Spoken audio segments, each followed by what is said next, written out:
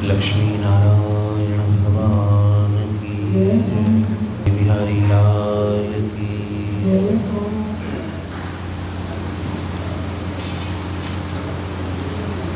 श्री गुरु चरण सरोज रज निज मन मुकुर सुधारी।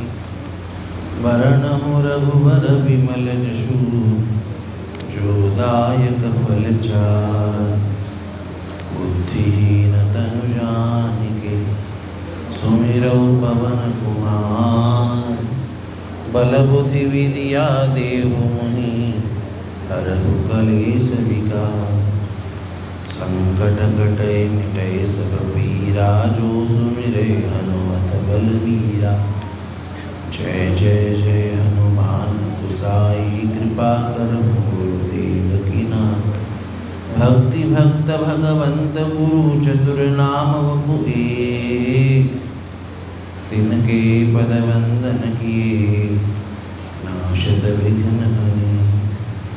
सदा भवानी दाहिने सन्मुख रहि गणेश। पंचदेव रक्षा करे ब्रह्मा विष्णु महेश। मंगल भवन अमंगल हारी द्रवहु सुदशरथ अजिर बिहारी। जय जय श्री राधा रमण जय जय नवल किशोर।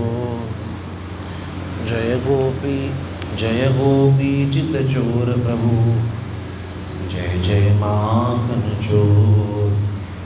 जय जय माखन चोर। गोपाल कृष्ण भगवान की पुरुषोत्तम भगवान की। भगवान श्रीमन नारायण पुरुषोत्तम पुराण पुरुषोत्तम लीला पुरुषोत्तम श्री गोपाल कृष्ण भगवान की कृपा करुणा के फलस्वरूप सुन रहे अधिक मास महात्म्य के अंगभूत हम सुन रहे थे। अधिक मास में किया गया पुण्य किस प्रकार से विशेष फलदायी होता है।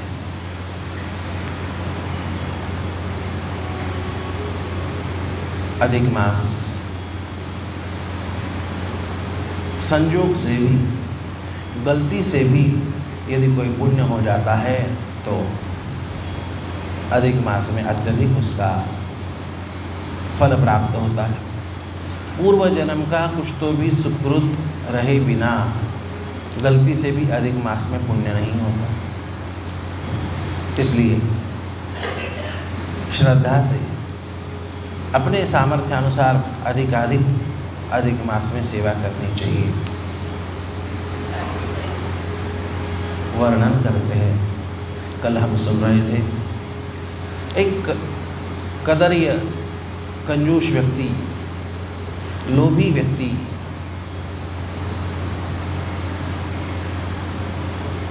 होता ऐसे है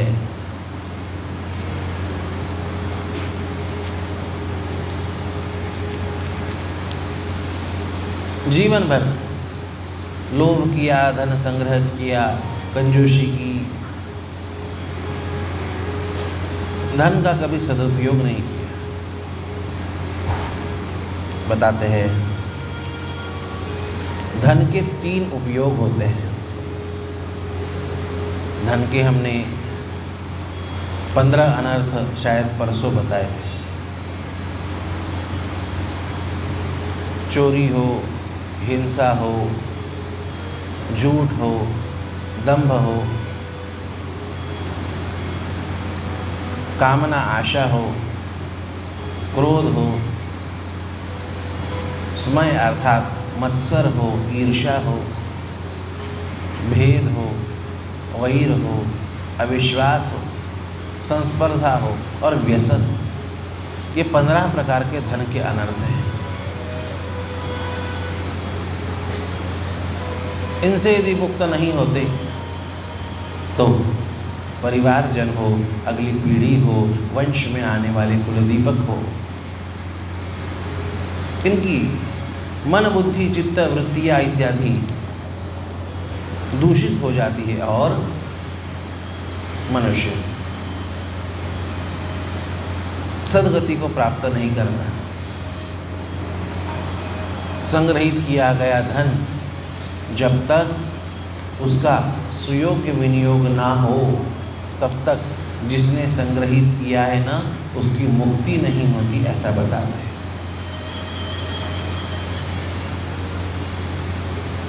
इसलिए जिसने लोभ से धन संग्रह किया है, अब पहले पुराने ज़माने में जमीन में गाड़ के रखते थे या फिर दीवारों में चिनवा दिया या और कुछ कर दिया, इस प्रकार से धन की रक्षा की व्यवस्था कर। और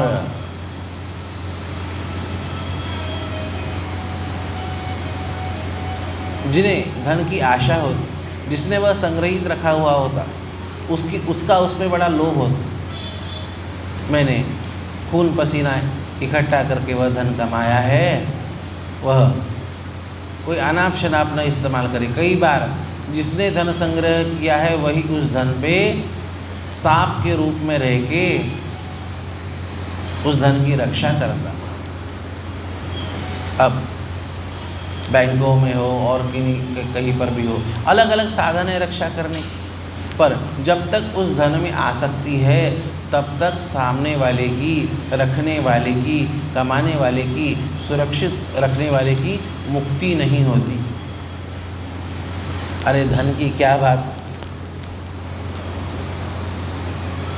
कोई पुण्य है, कोई सिद्धि है, कोई तपस्या है, जब तक उसे भी, जब मुक्ति के रास्ते पे जाना होता है ना, उसे भी किसी न किसी को सौंपना पड़ता है। ठाकुर रामकृष्ण परमहंस विवेकानंद जी के गुरु जी, उनके जीवन में प्रसंग आता है कि उनके जीवन के अंतिम काल में विवेकानंद जी को उन्होंने बुलाया और एक दिन सारी की सारी अपनी जितनी भी शक्ति थी, सामर्थ्य थी, सारी सिद्धियाँ थी, सारे पुण्य थे, वह सारे के सारे विवेकानंद जी को अर्पित कर दिए और कहा आज मैं खाली हो गया।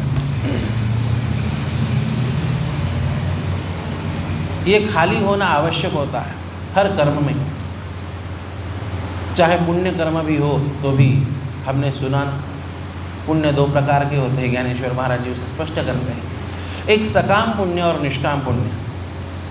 तो सकाम पुण्य यह भी बाधा होता है मुक्ति में, उससे खाली हुए बिना भी यदि मुक्ति का मार्ग यदि नहीं खुलता तो कहते हैं मुनीश्वरों, धन ये तो बड़ा विशेष अवरोधक है, उससे खाली हुए बिना मोक्ष का मार्ग प्रशस्त हो जाए ऐसा कतई संभव नहीं। बताते हैं धन, उसका विनियोग सही जगह पे हो, सत्पात्र में उसका विनियोग हो।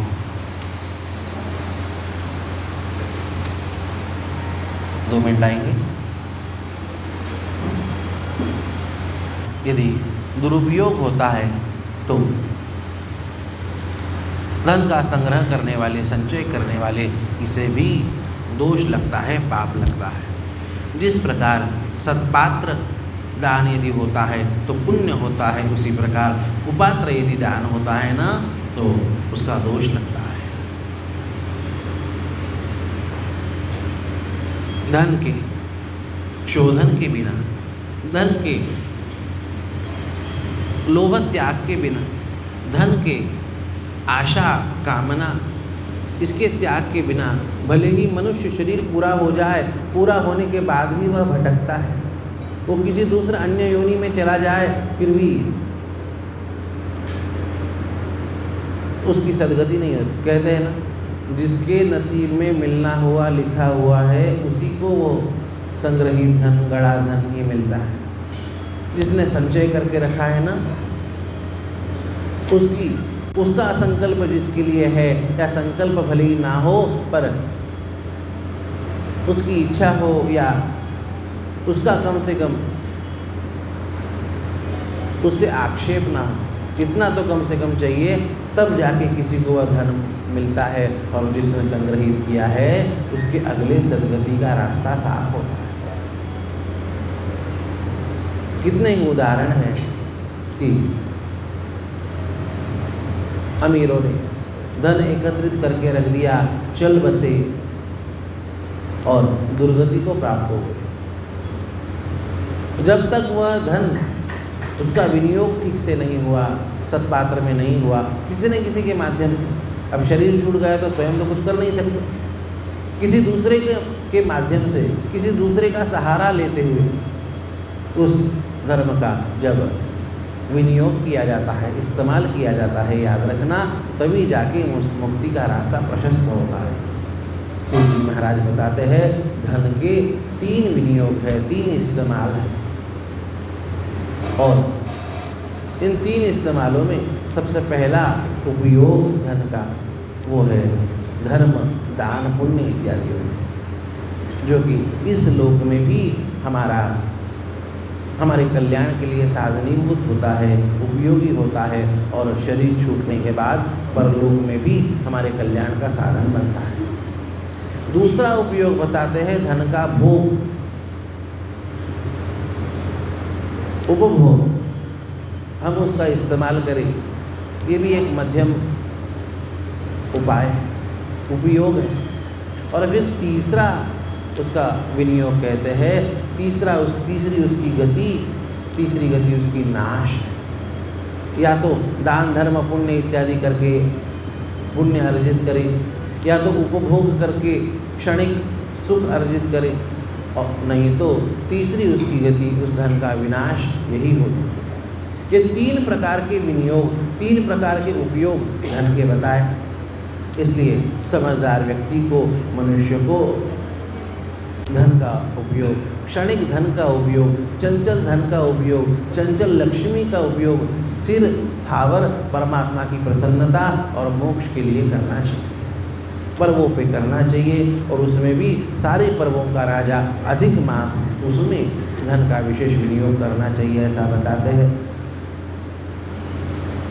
ये कदर्य नाम का यह व्यक्ति बड़ा कंजूस था, जीवन में कभी धर्म दान पुण्य इत्यादि नहीं किया था, लोभ से संग्रह करता गया, अंत में दुर्गति हो गई। एक माली के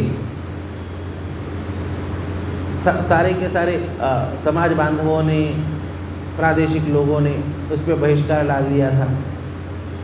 एक माली के पास जाके वहाँ रहने लगता है। वह माली जिस बागबान की जो है रक्षा करता था, उसका काम इसे सौंपता है, और उसका काम इसे सौंपता है, यह वह करता है, पर लोभ की आदत, लालच की आदत, यह अच्छे से कहाँ कुछ टिकने देती है। उसमें भी वह जो फलों की रक्षा करता, उस बाग बगीचे की रक्षा करता, उसमें भी वह फल चुराता और कुछ न कुछ बहाने बताता। अंत में बुढ़ापा आके उसका शरीर पूरा हो जाता है। बुढ़ापा आके उसका शरीर पूरा हो जाता है। अंत में उसका अग्नि संस्कार करने के लिए, चिता संस्कार करने के लिए लकड़ी तक नहीं मिलती, ऐसी स्थिति होती। जिस प्रकार जन्म अच्छी परिस्थिति में होना चाहिए, उसी प्रकार मरण भी अच्छी परिस्थिति में, मुहूर्त पे, समय पे, काल पे होना, यह भाग्य की बात होती है। बताते हैं, वर्णन करता है,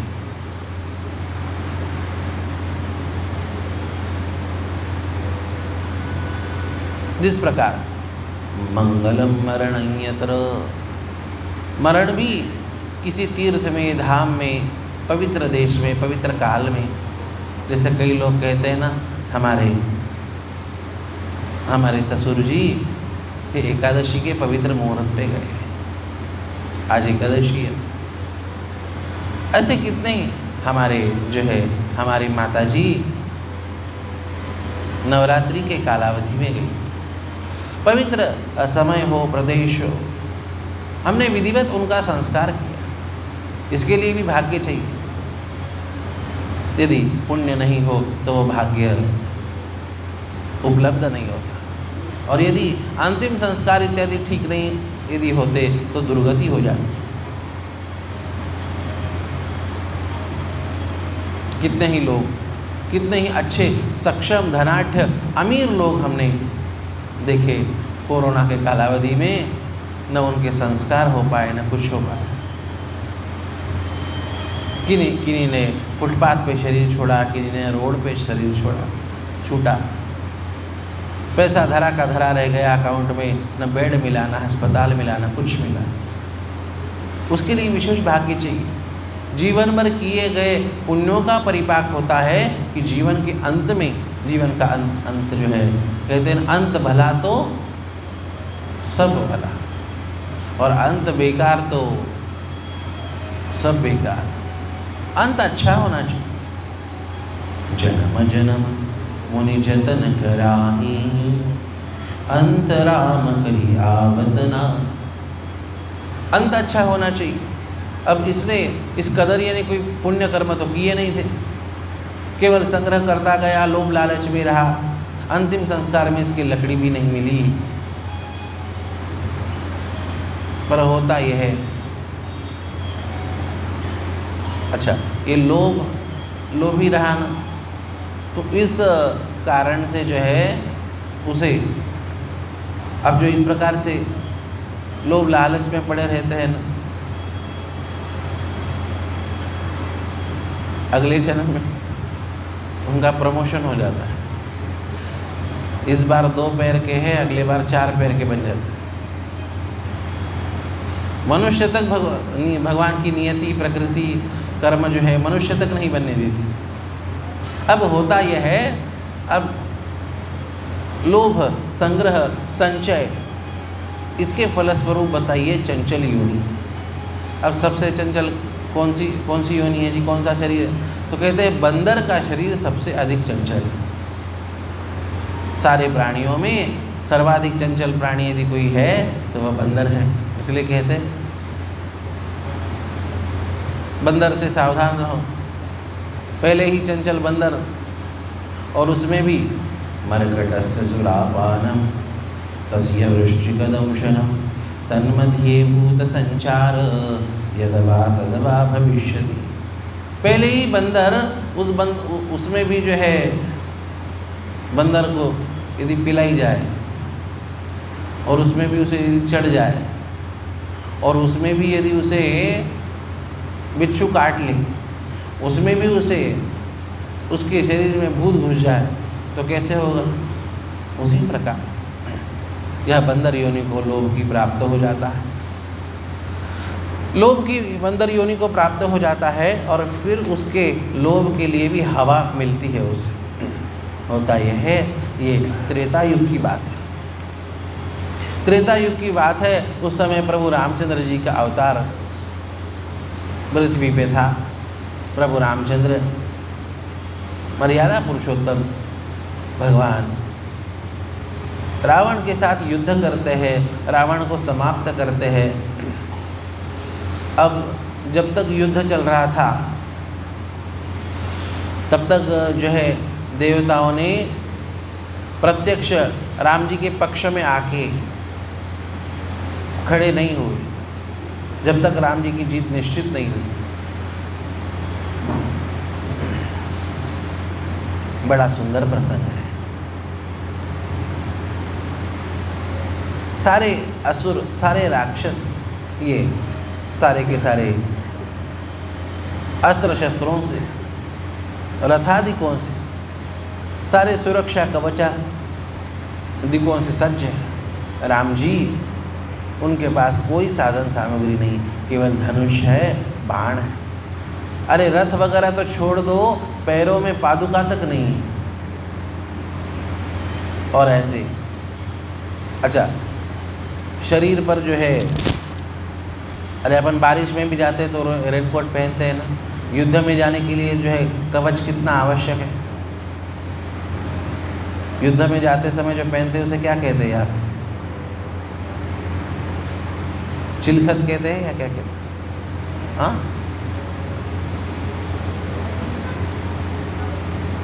कवच कहते हैं। हमारे यहाँ चिलखत कहते हैं उसे, जो लोहे का होता है, कुछ जो है, हाँ, मतलब कुछ घाव भी हो, तलवार भी लगे, कुछ गोली भी लगे या तो फिर वो परेशान ना करे।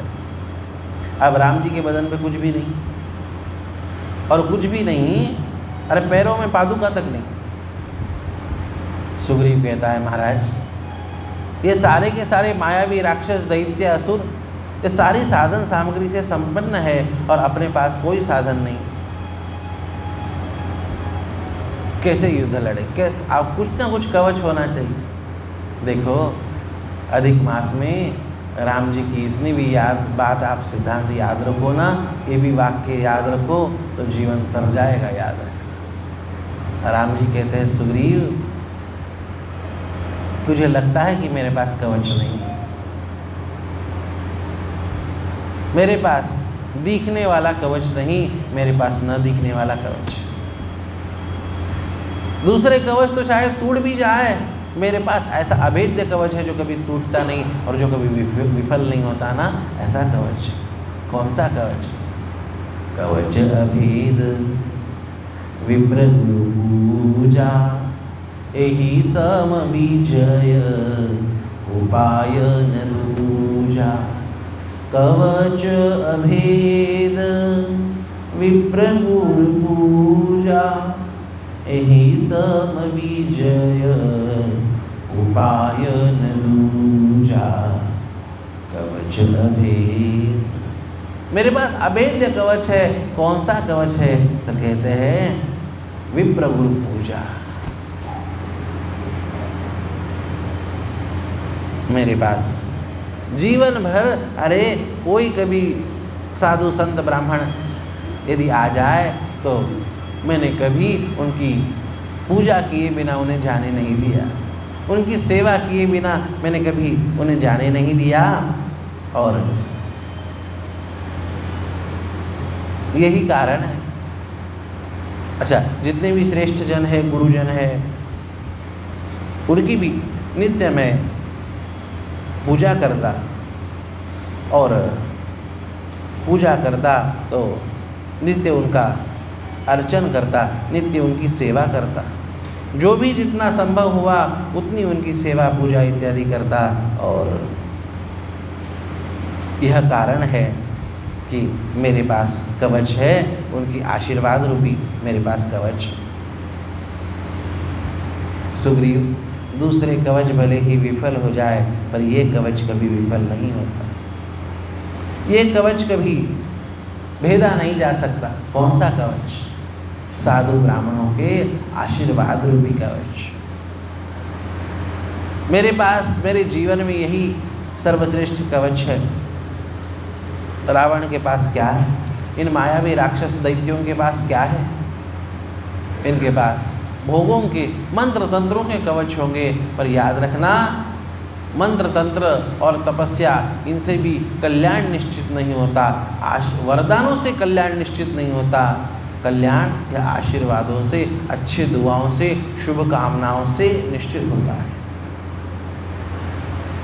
असुर, राक्षस, दैत्य इत्यादि वरदान कमाते होंगे, पर याद रखना, मैंने आशीर्वाद कमाए, मैंने शुभकामनाएं कमाई हैं, उसका कवच मेरे पास है। इसलिए विजय के लिए, मनुष्य के पास यही होना चाहिए। इससे बढ़कर विजय के लिए दूसरा उपाय नहीं। यही सिद्धांत गीता जी के अंतिम श्लोक में बताते हैं, यत्र योगीश्वर कृष्णो यत्र पार्थो धनुर्धरः तत्र श्रीर्विजयो ध्रुवानीतिर्मतिर्मम। जहाँ पे भगवान की कृपा, जीव का पुरुषार्थ ये जहाँ पे होता है, वहाँ पे, वहीं पे विजय इत्यादि प्राप्त होती है। राम जी कहते हैं, जीवन भर की गई साधु ब्राह्मणों की सेवा, पूजा, अर्चन, ये अभेद्य कवच मेरे पास। सुग्रीव, चिंता ना कर। और डर जाते हैं, लड़ने में लग जाते हैं। जब तक राम जी का विजय सुनिश्चित नहीं होता तब तक ये जो स्वर्ग के देवता है ना, ये तब तक आते भी नहीं। अब कुछ लोग ऐसे होते हैं, समूह ऐसा होता है कि अच्छा उनकी भी मजबूरी, कौन जीतेगा ये जब तक पक्का ना हो, अपना यदि दुश्मनी जीत जाए तो। अब देवताओं की प्रार्थना से ही राम जी आए हैं, पर अब होने तक, उनकी विजय होने तक भरोसा नहीं है। अभी अभी गंगा सागर क्षेत्र में, बंग प्रांत में, अपने देश के अभी अभी चुनाव का संग्राम हुआ ना, अंत तक जो है सज्जन समाज, हिंदू समाज ये खुल के सामने नहीं आ रहा था। मन में डर था, गलती से यदि वही पुरानी राक्षसी यदि जीत जाए तो फिर बाद में हमारा क्या होगा, मजबूरी थी। उसी प्रकार कुछ समूह ऐसे होते हैं कि जब तक विजय सुनिश्चित नहीं होती तब तक मन में होने के बावजूद भी खुल के सामने नहीं आते। हाँ, एक बार विजय निश्चित हो जाए फिर सामने आ जाएंगे, फिर जो है सत्कार करेंगे, फिर फाइनेंस करेंगे। पहले कोई चला जाए ना तो देख के निर्णय लेते हैं, किसकी हवा है, उसे फाइनेंस करेंगे, इस बार कौन जीतने वाला है, उस जो है उस पार्टी को फाइनेंस करेंगे, ये सोचा जाता है। अब देवता ये साशंक है कहीं गलती से रावण न जीत जाए, इसलिए शुरू में तो राम जी के अच्छा पक्ष में आते नहीं, आकाश मंडल में स्थित होके युद्ध देख रहे हैं, जय हो जय हो जय हो। किसी ने पूछा किसकी जय हो, बोले जो जीतेगा उसकी जय हो।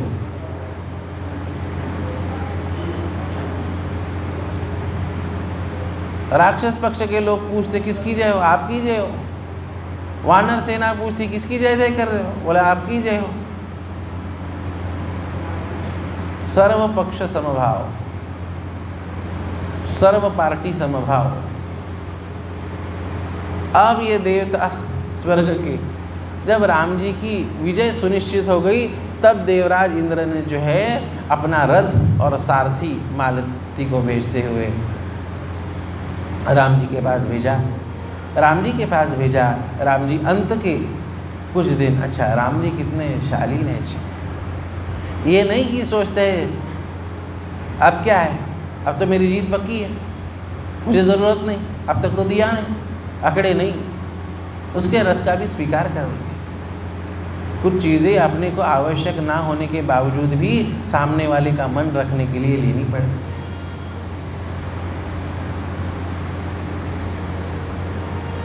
कई बार हम ये अनुभव करते हैं, एक आध बार किसी संपन्न अमीर व्यक्ति को भले ही मना कर दिया जाए कि किसी कार्यक्रम में आना हो, उनका कुछ कार्य हो, कोई बात नहीं, पर अच्छा उन्हें कोई भी मिल जाता है, अमीर व्यक्तियों को कोई अच्छे आचार्य हो, अच्छे, पर यदि कोई गरीब कहता है ना तो उसके लिए विचार करना होता है, उसका मन ना दुखे, उसकी असुविधा ना हो। हर कोई अमीरों के पास जाएगा तो गरीबों के पास जाएगा कौन, मिडिल क्लास लोगों के पास जाएगा कौन, इसका विचार होना चाहिए। राम जी विचार करते हैं, ठीक है, सामने वाले का मन रखने के लिए ही सही, उसके रथ का अंगीकार करते हैं, विजय प्राप्त हो जाती है। और जैसे ही विजय प्राप्त हो जाती है, अब युद्ध है तो दोनों ओर का बड़ा नुकसान होता है। अब स्वाभाविक था कि रावण का सारा वंश समाप्त हो चुका था। 1 लख पूत 1.25 लाख नाती, आगे ता रावण घर दिया न बात। सारे रावण के कुल का नाश हो गया था, पर नुकसान तो जीतने वाले का भी बहुत नुकसान होता है। भगवान राम जी की सेना का भी नुकसान हो गया था, कई वानर अपने प्राण गंवा चुके। अब देवता आते हैं, राम जी की जय जयकार करते हैं, सियावर रामचंद्र भगवान। आपने हमें जो है रावण के आतंक से आपने मुक्त कर दिया, तो ये बताइए कि हम आपके लिए क्या करें। देखो राम जी कितने निस्वार्थ है, कहते हैं मुझे कुछ नहीं चाहिए, एक काम करो, आप जो है आपके पास अमृत होता है ना स्वर्ग में, आप उस अमृत की वर्षा करो। जिन वानरों ने प्राण गंवाए ना, वह पुनः जीवित हो जाए। हजारों वानर जिन्होंने प्राण गंवाए थे, उनके ऊपर अमृत की वर्षा होती है, वो जीवित हो जाते हैं। जो वानर घायल हो गए थे, वह जिनके अंग क्षतविक्षत हो गए थे, वह पुनः ठीक हो जाते, सब प्रसन्न हो जाते हैं। सारे वानर भी राम जी की जय जयकार करते हैं। सियावर रामचंद्र भगवान की। और फिर क्या, इतना ही नहीं, राम जी कहते हैं कि अब मैं स्वयं वनवासी हूँ, अब मैं स्वयं वनवासी हूँ, तो इन वानरों ने मेरी बहुत सेवा की, तो मैं इनकी कुछ सेवा नहीं कर पाया। अरे प्राथमिक चीज़ें होती है, छोटी छोटी चीज़ें होती है, अत्यावश्यक चीज़ें जिसे कहते हैं ना, क्या होती है जी? रोटी कपड़ा मकान, ये अत्यावश्यक चीज़ें। अरे इन्होंने इतनी मेरी सेवा की, मैं इन्हें कुछ अच्छा बढ़िया खिला पिला भी नहीं पाया। मैं स्वयं ही वनवासी हूँ, मैं स्वयं ही फलमूलाशिनो दान्तो तापसो ब्रह्मचारिणो पुत्रो दशरथस्येतौ भ्रातरौ राम लक्ष्मणो। मैं स्वयं कंदमूल फल खा के जीता था, मैं इन्हें क्या पकवान खिलाऊं? मैं इन्हें कुछ खिला पिला नहीं पाया। अब बंदरों का आहार क्या है जी? क्या है? हाँ नहीं, सभी फल है, केवल केला नहीं। केला पसंद होता है, सभी फल, सेव भी खाते हैं और दूसरे फल भी खाते हैं। बंदरों का आहार फलमूल है। अब ये जैसे तैसे पेड़ों पे चढ़ते, फल इत्यादि खाते।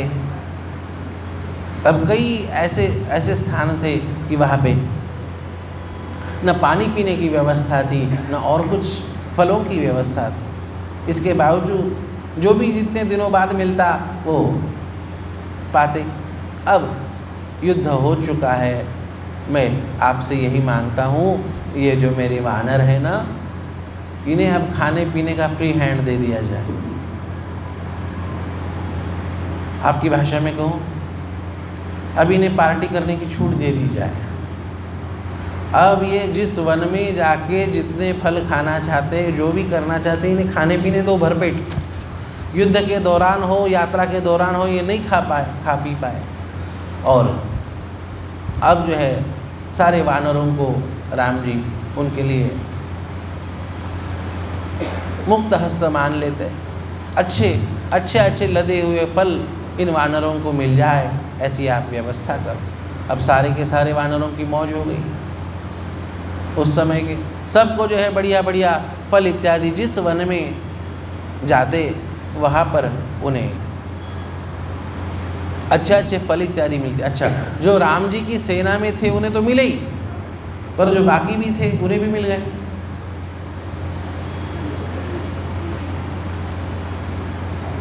उस श्रेणी में आ गए। तो होता यह है, ये जो कदर्य था ना, ये अगले जन्म, ये जो पिछले जन्म में कंजूस था, और अपने कंजूसी अपने लोभ के कारण ये अगले जन्म में चंचल बंदर बनाना, तो इसे भी जो है बढ़िया खाने पीने का जो है, अब उस जन्म में भी उसका लोभ नहीं छूटा। देखो, एक बार पाप छूटना आसान है, पर पाप की वासना छूटना आसान नहीं। पाप की वासना जन्म जन्मांतरों तक आपका पीछा करती है। जो आदतें आपको पिछले जन्म में रही हो, वही आदत जो है अगले जन्म में भी कंटिन्यू होती। इसलिए कहते हैं आदतें सुधारो। अब लोभ की से आदत थी, अब ये बंदर बन गया, फिर भी जो है इसका लोभ नहीं गया, और ये फल संग्रह करता, खाता जाता। अब ज़्यादा खाना भी हानिकारक है कि नहीं? लोग कहते हैं एकादशी है, हम ज़्यादा नहीं खाते, बस 1 दर्जन केला और 2 पपीते।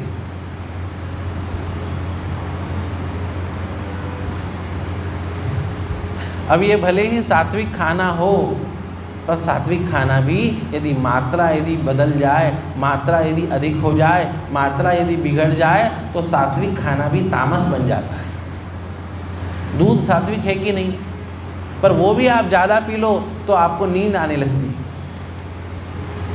दूध सात्विक है पर उसकी मात्रा बढ़ गई तो उसका परिणाम सात्विक नहीं होगा, उसका परिणाम तामसी होगा। हमारे ग्रंथों में वगैरह जो थोड़ा बहुत वर्णन आता है ना, भांग हो और कोई चीज़ें हो इसके ग्रहण का, वो केवल औषधि रूप से बहुत थोड़ी मात्रा में आता है। गुंजा का बीज देखा है कि नहीं आप? छोटा होता है, 1 गुंजा, 2 गुंजा, 3 गुंजा, 5 गुंजा, इस इतनी मात्रा में जो है औषधि रूप से अभिमंत्रित करके, वह भांग हो या कोई औषधि हो, कोई मादक पदार्थ भी हो, वह औषधि रूप से स्वीकार किया जा सकता है। पर जो है हमने उसकी मात्रा ही बदल दी, गुंजा को हमने गोला बना दिया। अब उससे होने वाला परिणाम तो तामसी है ही। जब सात्विक आहार भी अधिक मात्रा में लेने से तामसिक परिणाम देता है, तो जो तामसिक आहार होगा वो तो घोर तामस परिणाम देगा। फिर क्या?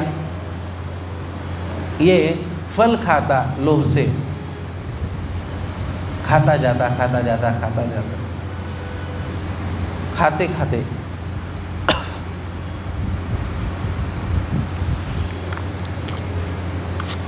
ये उसके मुंह में बीमारी हो गई, वो न कुछ खा पाता न पी पाता। और अब जो उसने संग्रहित किए गए हुए जो फल वगैरह रहते, वो सारे फल वो छोड़ देने पड़ते, पानी भी नहीं पी पाता। और इसी प्रकार जो है भूखा रहने की उसे नौबत आ गई। अब उसे जब बीमारी हुई थी, संजोगवश वह समय अधिक मास का समय था।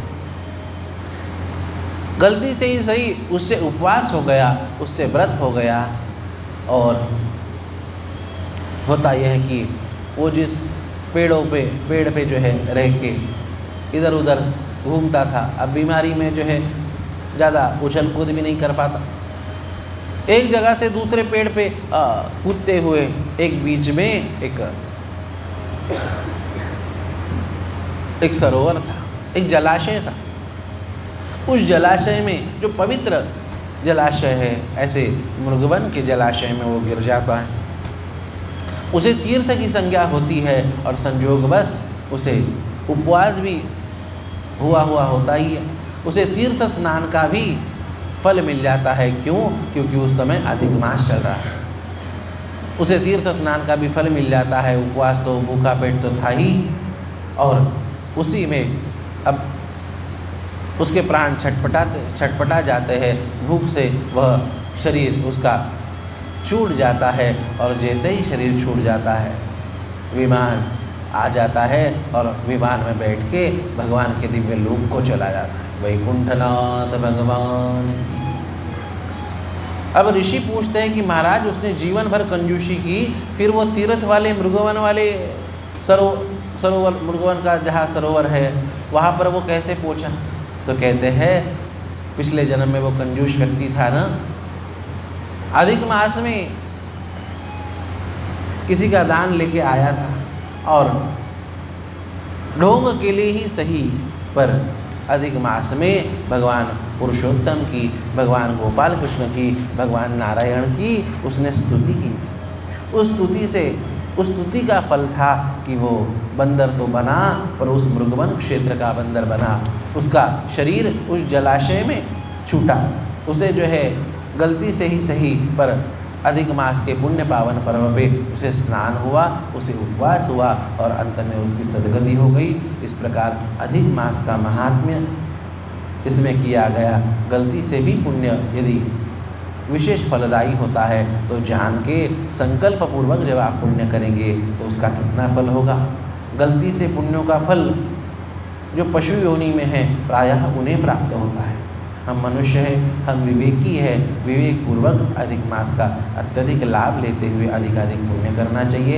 इतना ही कहते हुए आज की सेवा यही तो मेरा गोपाल कृष्ण भगवान की, पुरुषोत्तम भगवान की, श्रीमन्नारायण भगवान की।